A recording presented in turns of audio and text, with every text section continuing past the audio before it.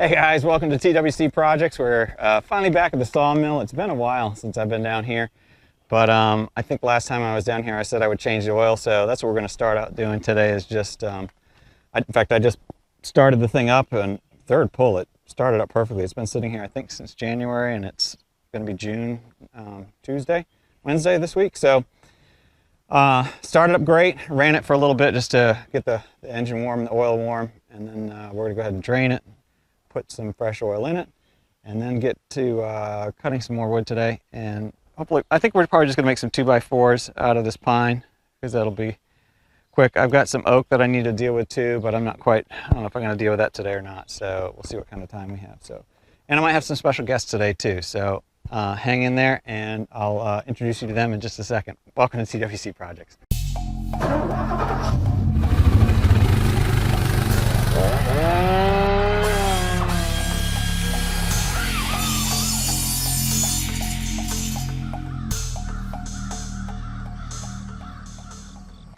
All right, so we're down at the sawmill, and this is a Woodland Mills HM126 with the 14 horsepower Kohler motor. So the bigger motor, it's the same motor that's on the HM130. And I'm glad I did that because when you're getting into oak or some of the harder wood, you feel it. So anyway, I just mentioned that because as we talk about changing the oil, this is going to be different oil from the 9.5 motor.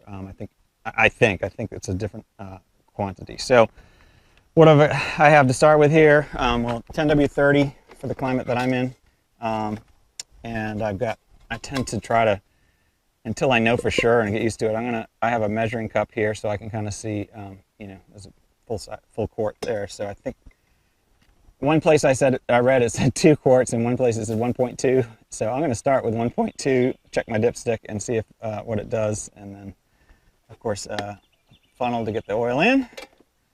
A drain tank to put it in. Just take this big cover off and let the oil drain in, and then of course a wrench to release the oil drain plug. So we're going to start with that, and then we'll move on to the sawing in a minute.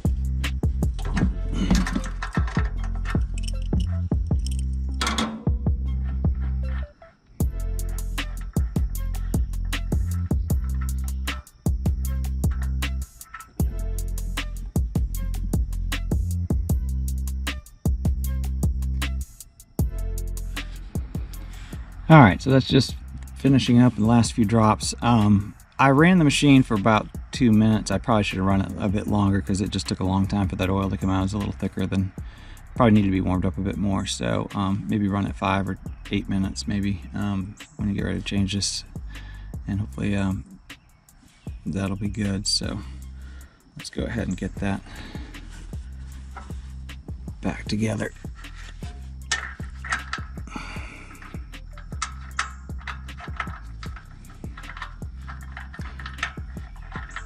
It's nice that they provide this extension here too, and I probably should have had a second wrench on there when I took that off, but that came off real nicely. So all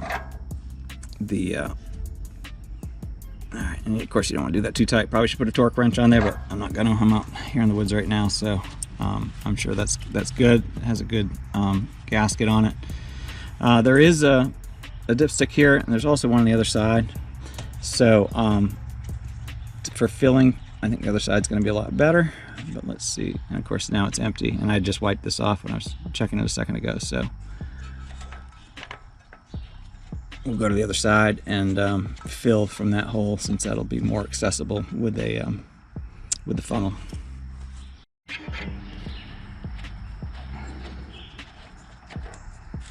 All right, so clear that off, and we'll get our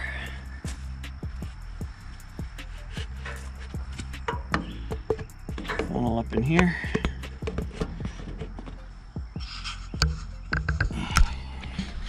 And then I'm just going to measure out, do 1 quart initially, So here's 3/4 of a quart, and then a full quart's gonna be right on that rim right there. So we'll get 1 quart, and then we'll add a little bit more after that, and check our dipstick, make sure everything looks good.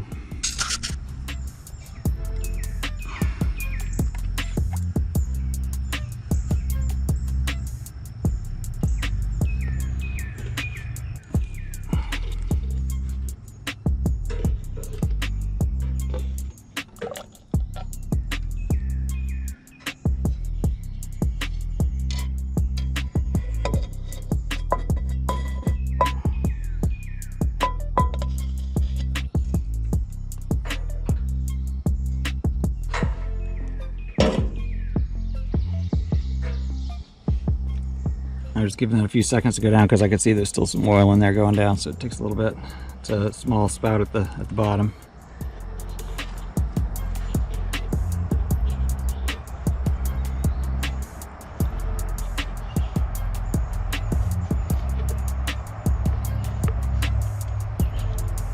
Alright, then we're going to just check it again.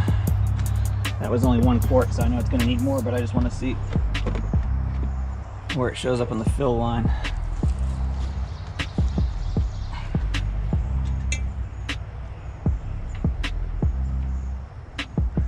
There we go.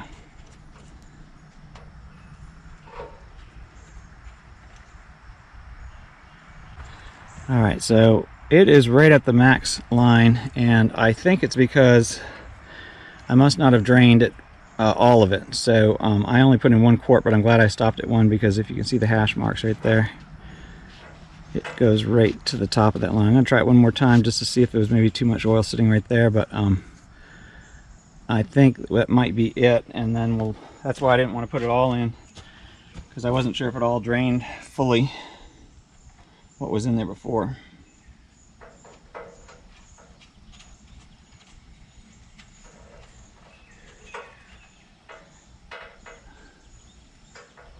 Yeah, it's still right near the top. So what we'll do is we'll start it and we'll run it a little bit, and we'll check it again and add some more if we need to. If it's once the oil's kind of up in the engine, maybe or settle back down, we just want to make sure we have enough without wasting or putting too much in.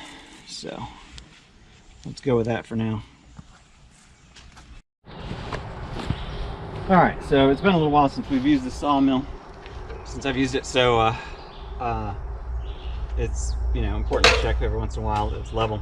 So kind of check front here, back here, and then this way, and you work your way all the way on the end. This end is just over time, I got the ground settled a little bit and sunk in here a little bit, so I had to raise this end just a little bit, but it's looking good now. Level all the way across. And then of course the other thing that we always do is check the band and go through all that. So, our clips. Take our safety lock screw out of there. And before we start messing, let's make sure we also pull the spark plug terminal off, just so that if we're cranking it, it's in the off position, but you know, it's just extra safety. So now we're gonna spin our bands and then tighten it up, make sure it's okay. It's part of our normal check. You can watch this in other videos, but I just want to let you know I was doing it again today. I'll get that dialed in, and then we'll get the thing started up and get a log on here and get started.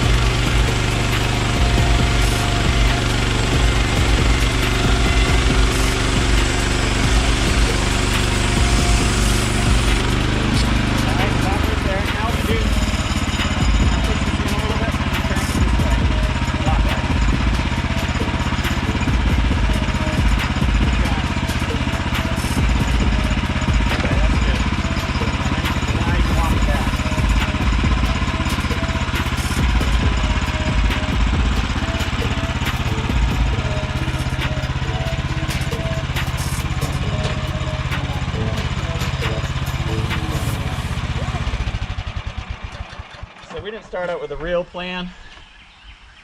Now we make a house out of that. Just that. I mean, so what I'm going to do right now, though, is figure out what kind of boards I can get out of that, if anything. Because this was junk wood, but it's soft enough that we could good to learn on. It's good test stuff. So Cool. That was fun. all right.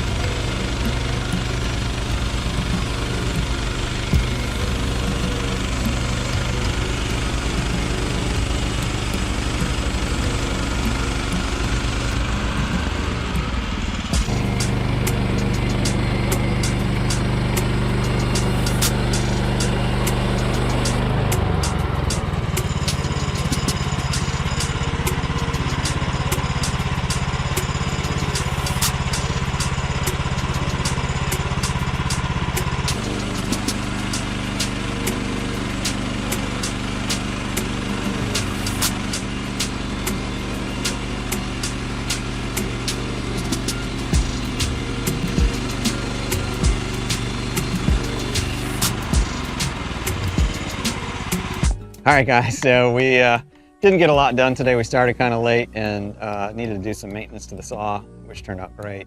We just changed the oil and tightened some things up, leveled it off, and we're good to go. So I've got to still clean up a little bit and cover it up. And we made a few boards over here. Really, not really anything that we're gonna probably use for too much.